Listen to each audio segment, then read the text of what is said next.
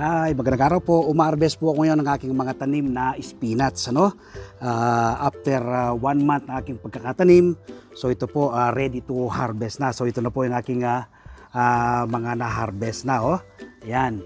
Ang spinach po ay napakasarap at napakasustansya. Kung palagi po kayong kumakain nito, maiwasan nyo po yung pagkakaroon ng blood clot.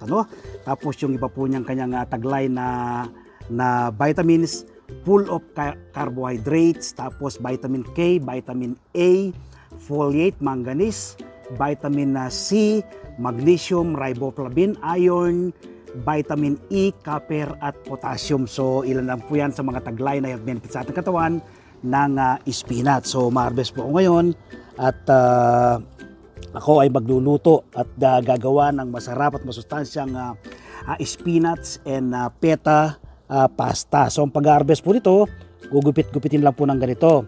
Nang sa ganon, yung mga maliliit pa ay tutubo pa yan, at mapapalaki pa. Ayan.